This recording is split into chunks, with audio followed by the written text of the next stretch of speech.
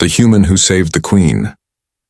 The night sky above Valar Prime burned like torn silk. Waves of fire and ash covered the imperial capital.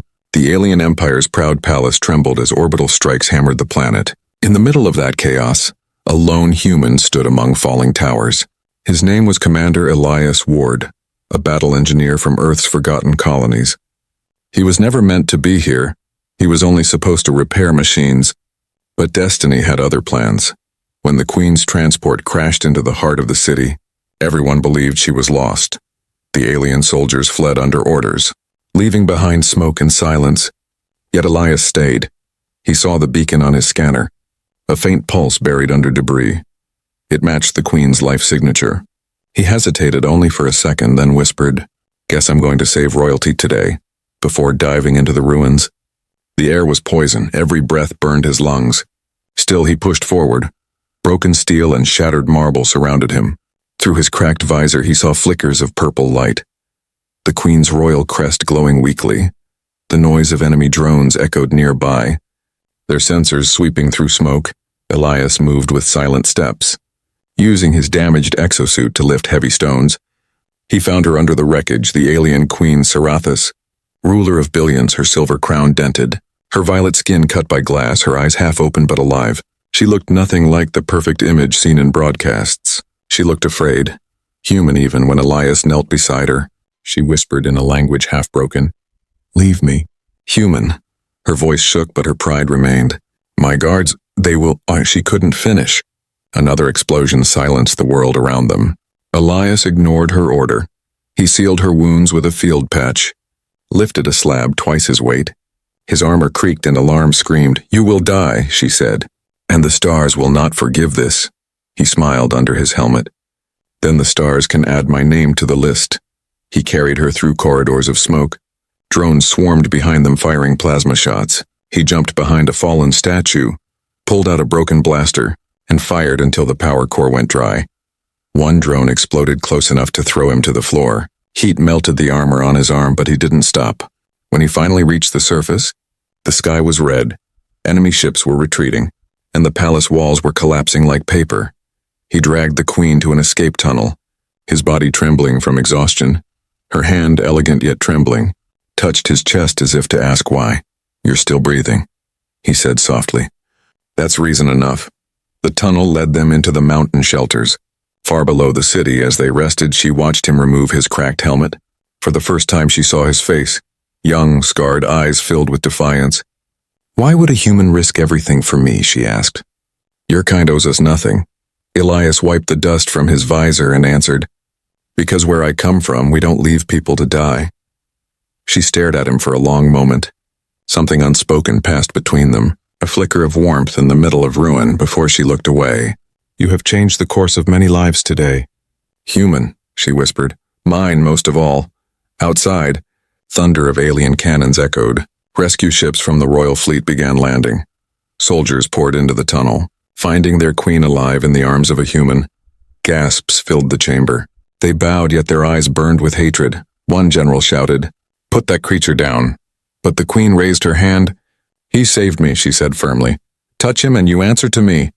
The soldiers froze, disbelief spreading like lightning. A human had defied death, and now the queen protected him. As the medical drones lifted her onto a stretcher, she turned her head toward Elias, her voice low but clear. "You shouldn't have done that, human," she said. "Now the stars will never forgive you." Her ship rose into the storm, leaving Elias standing alone amid smoke and ruin, watching the queen vanish into the clouds. He didn't yet know that this single act of defiance would ignite a fire across galaxies, a fire born not of hate but of something far more dangerous, and love. Whispers in the throne hall. The royal palace of Valar Prime floated like a shattered crown above the city's smoke. Repaired on the outside but still bleeding within. Everywhere the banners of the Valari Empire waved proudly, yet behind those banners whispers moved like shadows. Queen Sarathis sat upon her throne of crystal steel, her wounds healed but her heart restless around her. The High Council of Generals and Advisors argued in hushed tones, their words filled with poison wrapped in respect. "The human should be executed," one advisor said coldly. "He touched the crown mother without permission," another added. "He endangered the Empire's purity." Their words cut through the air like blades. But the queen's eyes remained still, her voice calm yet sharp enough to silence them. "He saved my life," she said, "and for that, he will live." The chamber froze, the council members exchanged uneasy glances.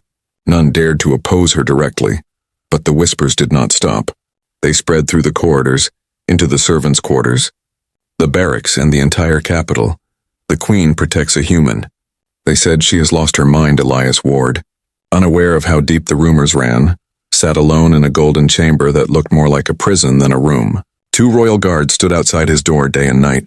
He had food, water, and comfort, yet no freedom. Through the window he saw 2 suns rising, their light washing over the city's towers. He remembered Earth, the blue skies, the warm rain, and the sound of waves.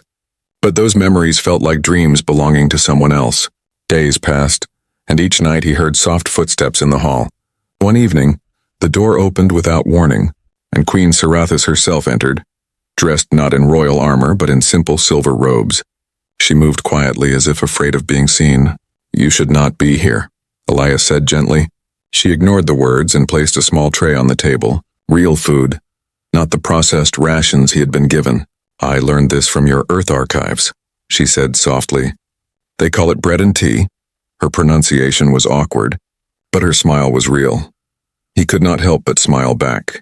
For weeks she visited him in secret, sometimes to ask questions about human customs, sometimes to speak of the stars, and sometimes to say nothing at all. Just sit in silence beside him, 2 souls from different worlds sharing quiet moments between wars. One night she asked, "Do your people still dream of the stars?" He nodded. "Always, even when they forget the sky," he replied. Her eyes softened and she said, "My people used to dream too, before power replaced wonder." But outside those walls her council plotted. One general named Valor swore to purify the crown. He spoke in dark halls to loyalists, whispering, "The queen is cursed by the humans' influence." They planned to remove Elias quietly, so no one could blame them later. The next morning, Elias found his door unlocked. A strange silence filled the corridor. His instinct warned him something was wrong. He moved slowly toward the courtyard, the air too still. Then he heard the footsteps, heavy and many. Before he could react, armed soldiers appeared at the end of the hall. Plasma lances raised, their leader spoke coldly. "By order of the council, you are to be detained." Elias lifted his hands. Trying to reason, "I'm not your enemy," he said. But the soldiers did not care. They advanced. Then a voice echoed across the chamber, sharp as lightning. "Stand down," the queen commanded, appearing behind them. Her eyes burning with royal authority, the soldiers froze, their armor vibrating under the weight of her presence. She walked to Elias, her cloak dragging against the marble floor. The soldiers bowed in fear. "Who gave this order?" she demanded. No one answered. The silence was their confession. "Take them to the outer cell," she ordered. "Let them learn the meaning of disobedience." The guards dragged their own men away, and the queen turned to Elias, her voice softer now. "You must be careful, human," she said. "There are many who would rather see you dead than see us speak again." He looked into her eyes and replied, "I didn't come here to start wars, Your Majesty." Her expression shifted between anger and pain. "You already have," she whispered, and walked away into the dark hall, leaving Elias with a truth he did not yet understand. That night, as the 2 moons rose above Valar Prime, the queen stood alone on her balcony, her eyes on the stars. In the reflection of the crystal glass, she saw her own face and murmured, "What do I have to do to marry you, human?" And though no one heard the words, the stars themselves seemed to tremble, as if the universe knew what was about to begin. The Forbidden Confession. The royal gardens of Valar Prime were built inside a giant glass dome, glowing under twin moons like a captured dream. Within its crystal walls grew flowers from 100 worlds. Shimmering with colors unseen by human eyes, it was a place meant only for the queen. A space of peace among chaos, yet that night, it became the stage for something forbidden. Elias walked slowly among the glowing vines. His heart heavy, he had been summoned by the queen herself. The guards bowed and stepped aside as he entered, unsure if he was walking into freedom or execution. The scent of the alien flowers filled the air, sharp and sweet, and for a moment he forgot he was in danger. Queen Sarathis stood by a pool of light, her reflection dancing upon the water. Her armor was gone, replaced by flowing robes of silver and violet, the same colors that marked her as ruler of an empire. But tonight, She looked less like a queen and more like a woman caught between duty and something far greater. "You came," she said quietly. Her voice trembling ever so slightly. Elias bowed his head. "Your guards don't usually give me a choice," he replied, a hint of humor in his tone. She smiled faintly, the kind of smile that could make soldiers forget orders. "Do you know why I asked you here?" she asked, turning toward him. Her eyes bright with something fierce. He shook his head. "Because you saved me," she said, "and because since that day, I have not known peace." He looked at her. Confused. "Peace," he repeated, "Your Majesty. You rule an entire empire." She stepped closer, her gaze locked on his. "And yet one human has taken it from me," she whispered. For a moment the world fell silent. Even the alien birds stopped their song. Elias felt his breath catch as she took another step closer. Her hand rose slowly. Trembling as if even her body refused to obey her heart, she touched his chest where the scar of battle still glowed faintly through his thin armor. "When you risked your life for me," she said, "I saw something that should not exist anymore." She paused, searching for words, compassion, courage, and love, not for glory or command, but because it was right. Her voice broke slightly. "I thought those were myths." Elias wanted to speak, to deny, to remind her of her crown, her people, her duty, but her eyes held him still. "Sarathis," he began, his voice low, "you don't know what you're saying." She smiled sadly. "Then let me say it clearly," she said, her tone steady now.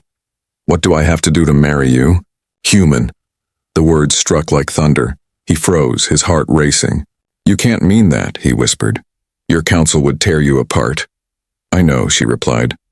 "They already plot against me." She turned away, her voice filled with quiet rage. "They fear what they cannot control." She looked back at him. "But I am the queen and I choose who holds my heart." Elias took a step back, shaking his head.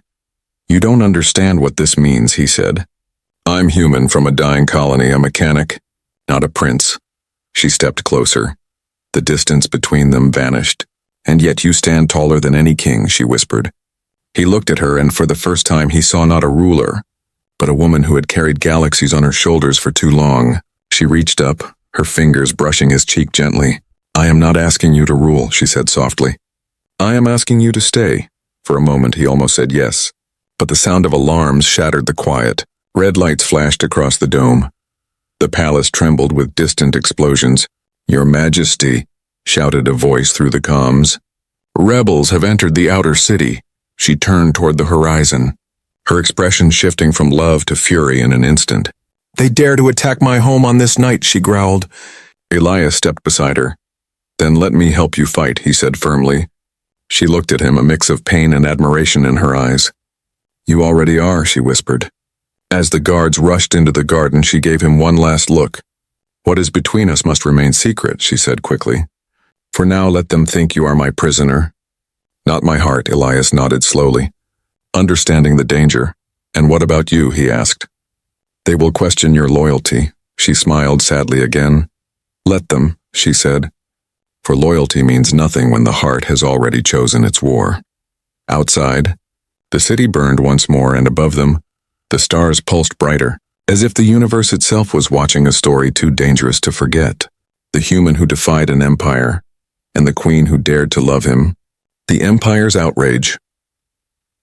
The next sunrise over Valar Prime did not bring light. It brought fire.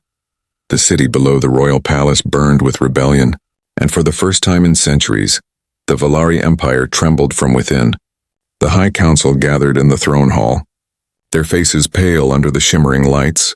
Queen Sarathis sat upon her throne, silent and cold as stone, her eyes fixed on the holographic map showing the spreading uprising across 10 provinces. "The rebels call themselves the Purists," said General Valor bitterly. "They claim you have fallen under human corruption." The word human left his mouth like venom. The queen's gaze hardened. "And who leads them?" she asked, her voice quiet but sharp. "Your former advisor, Myron of House Terral," Valor answered. "He declared that you are unfit to rule, that a queen who loves a lesser being cannot lead the stars." The room fell silent. The words hung heavy in the air. Every soldier, every noble, every servant had heard the rumor. The queen had confessed her love for a human. Some believed it, others denied it, but all feared what it meant. Elias Ward remained locked within his chamber, unaware of how far the whispers had spread. He could hear distant explosions through the walls, The empire he had saved was tearing itself apart, and somehow he was at the center of it. 2 guards entered suddenly, weapons drawn. "You must come with us," one ordered. Elias raised his hands. "Where?" he asked. "To safety," the guard lied, his tone too sharp, but before they could act, the door burst open with a roar of energy. Queen Sarathis stood there herself, her cloak torn, her eyes burning with fury. "No one touches him," she commanded. The guards froze instantly. She turned to Elias. "They tried to take you," she said, her voice trembling between fear and anger. He stared at her. "What's happening out there?" he asked.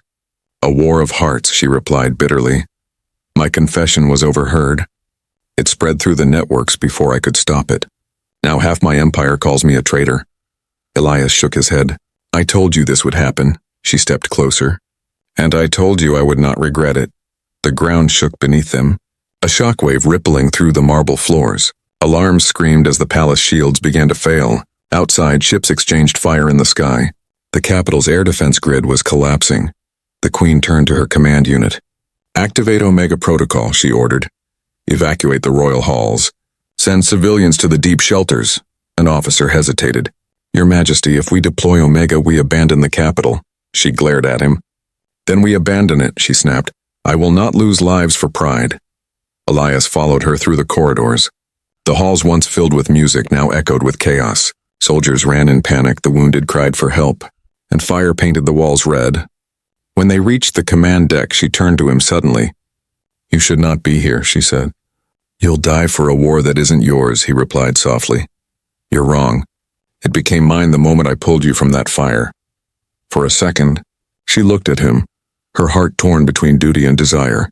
Then she reached for a pendant around her neck. A glowing crystal pulsing faintly, she pressed it into his hand. "Take this," she whispered. "It is the heart of Valar. It carries my royal code. If I fall, this will open the vault below the palace." He looked at her in confusion. "What's in the vault?" he asked. "The truth," she said, "about your people. And mine." Before he could ask more, the main hall exploded, a blast throwing them apart. When Elias regained consciousness, smoke filled the air. Soldiers were dead everywhere. The Queen was gone, her crown lying shattered beside the throne. He picked it up slowly, his chest heavy with dread. The comm channel crackled. "The Queen has been captured," said a broken voice. "The rebels have taken her aboard their flagship." Elias clenched his fists, the pendant still glowing faintly in his palm, his voice low and burning. "Then I'll get her back." Outside, the night sky burned with the fire of fleets at war. The stars themselves dimmed behind the smoke, and across the galaxy, one message spread. The Queen had fallen for a human, and the Empire had fallen with her. But what no one knew was that the story had only just begun. The human who wouldn't kneel. The cell was cold and silent, deep within the rebel flagship Vareth's Fang. Queen Sarathis sat chained to a throne of iron, her crown gone, her wrists bound with energy cuffs that dimmed her strength outside. Thousands of ships circled the dark moon where the fleet hid. She had been captured for 3 days, questioned, humiliated, and paraded as a traitor to her people. Her council had abandoned her, her empire fractured, but her spirit refused to break in the darkness. She whispered one name, Elias, far away. On a ruined outpost near the edge of the system, Elias Ward stood beneath a stormy sky, repairing a stolen fighter. His body burned, his armor cracked, yet his eyes carried the same fire that had once defied death itself.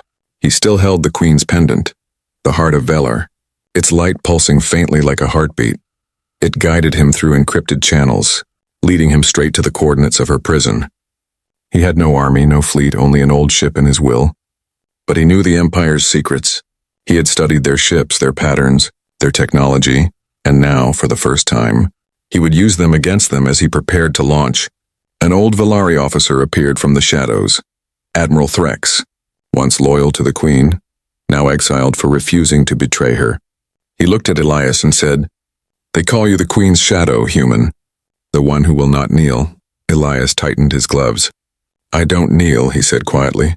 "Not to gods, not to empires." The Admiral smiled, a flash of respect in his ancient eyes. "Then let's make the stars remember that," he said, handing Elias a small data crystal. "This contains the rebel codes. It will get you through their defenses, but once you're inside, you'll be alone." "I was alone long before this war," Elias said. Climbing into the cockpit, the engines roared, lighting the night sky hours later. The rebel flagship appeared before him, a dark beast of metal and lightning, its shields glowing like molten glass. Elias guided his fighter through a debris field, using stealth drives stolen from the Queen's labs. He slipped between the radar pulses like a ghost. When the alarms finally triggered, it was too late. His ship crashed straight through a maintenance bay, sparks flying as he rolled across the metal floor. Soldiers swarmed toward him, shouting orders. He rose slowly, blood on his face, blaster in hand. They expected fear but found fury. With precise shots and quick movements, he cut through them like a storm, his human instinct sharper than any machine. When the smoke cleared, he stood alone among fallen soldiers. Breathing hard but unbroken, he followed the pendant's light deeper into the ship, through steel corridors lined with alien runes. Finally reaching the throne chamber, the doors opened with a hiss, revealing the Queen chained before her captors. Myron, the rebel leader, turned in shock. "You!" he spat. "The human who poisoned her mind," he laughed bitterly. "You think you can save her alone?" Elias's voice was steady. "I didn't come here to save her," he said. "I came to remind you what courage looks like," he fired, the blast shattering the chains.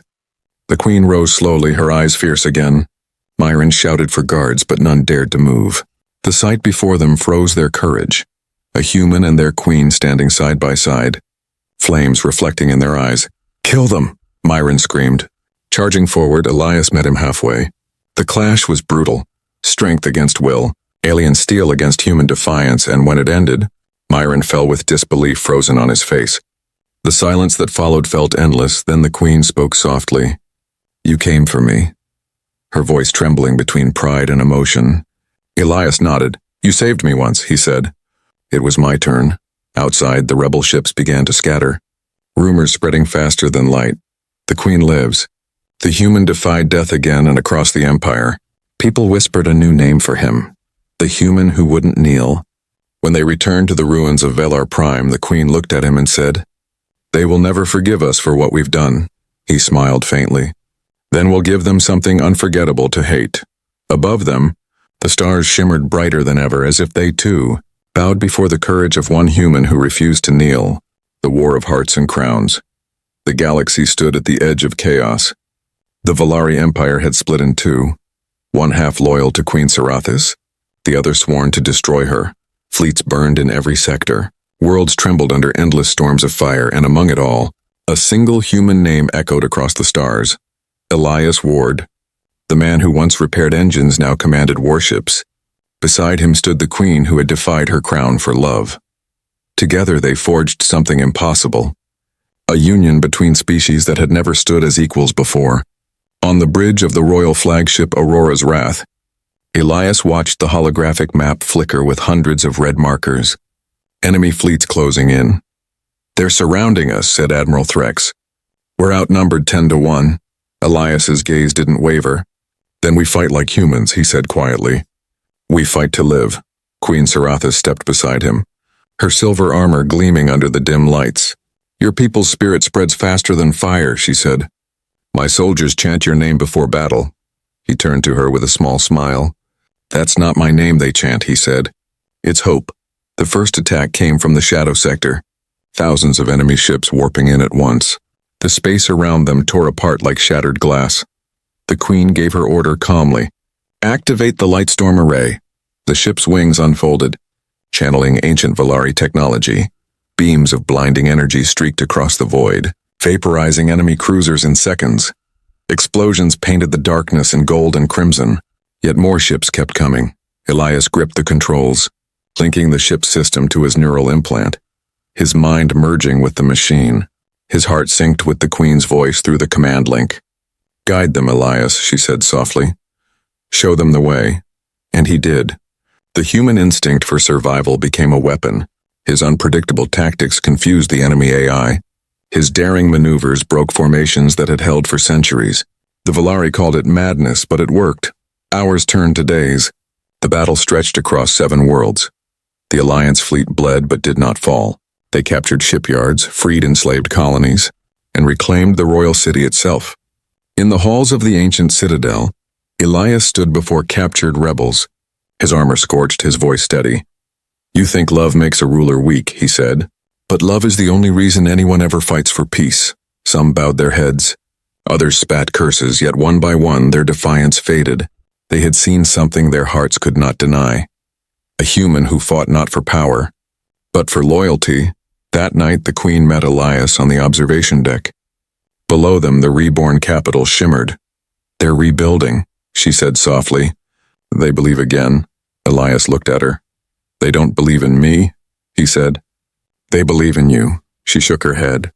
"No, Elias, they believe in us." Before he could answer, alarms blared again. Admiral Threx appeared on the holo display.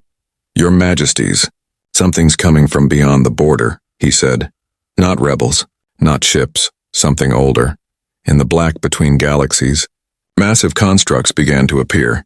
Ships unlike anything seen before, ancient human designs fused with alien technology, long lost during humanity's fall. Elias stared at the display, his voice barely a whisper. "Those are human ships?" The Queen turned to him, her eyes wide with awe. "I thought your people were scattered," she said. "They were," Elias replied. "But it looks like they've returned." A deep voice echoed through the comms, distorted but clear. "This is Admiral Rowan of the Terran Vanguard Fleet," it said. "We received your signal, Elias Ward, and we come bearing Earth's last fire." The Queen and Elias exchanged a glance filled with both hope and dread. The War of Crowns had ended, but another storm was beginning, one that would decide not just the fate of an empire, but the entire galaxy. And for the first time in history, humanity and Valari would fight side by side, not as enemies, not as conquerors, but as equals. The Queen who loved a human. The stars were never silent again, not after the war that burned across galaxies, not after humanity's return. The fleets of Earth and Valar stood side by side for the first time in recorded history, shining like twin suns in a dark universe. The Terran Vanguard Fleet was unlike anything the Valari had ever seen, ships carved from living metal, engines humming with power older than empires. Humanity had not perished. They had simply vanished beyond known space, building in silence, waiting. And now they had come back because of one signal, one name, Elias Ward on the deck of Aurora's Wrath. Elias and Queen Sarathis stood together. The war was over. The rebel leaders had fallen, the corrupted council had surrendered, and the galaxy had finally grown quiet. Yet peace felt strange, fragile like glass underfoot. The Queen looked at the stars beyond the viewport, her reflection merging with his. "All of this," she whispered. "It began with one act of kindness," Elias smiled faintly. "It began because you believed in something impossible," he said, and refused to let go. The fleet around them began the long journey home, rebuilding worlds and memories, humans and Valari working side by side, slowly turning former battlefields into gardens, scars into symbols, but peace comes with choices. The Terran High Command offered Elias a return to Earth. They wanted him to lead, to become a bridge between species. Yet when they made the offer, he looked at Sarathis and said quietly, "Home isn't a planet anymore." Her eyes softened. But there was sorrow there too. She had ruled an empire, commanded armies and defied gods, yet she knew love demanded sacrifice. "My people will never fully accept this," she said. "A queen cannot rule beside a human." He reached out, took her hand gently. "Then let the queen die," he whispered, "and let Sarathis live." They left Valar Prime under the cover of silence. No ceremony, no farewell. Only the stars watching as Aurora's Wrath slipped into the void, carrying its two captains into legend. Years passed. The galaxy changed. A new alliance was born, the Celestial Accord, where humans and Valari governed together. Scholars wrote of the war. Soldiers sang of the Queen and her human, but no one knew where they had gone. Some said they built a colony on a hidden world called Elira, a place where no crown or title existed, where laughter replaced orders, and children of two species played under twin suns. Others claimed that when the stars flickered strangely in the night, it was their ship passing between dimensions, still exploring, still free, still together. Generations later, a child in the Academy of Worlds asked her teacher, "Was the story true?" The old professor smiled gently. "History calls it a myth," he said. "But myths are just truths that refuse to die." The holoscreen behind him showed a painting, a human in battle-scarred armor holding hands with an alien queen crowned in light, both standing before a horizon of endless stars. The words beneath it read, "The queen who loved a human," and beneath that, smaller, written in ancient Terran script, A single line that no historian could erase. Empires fall, but love reshapes the stars.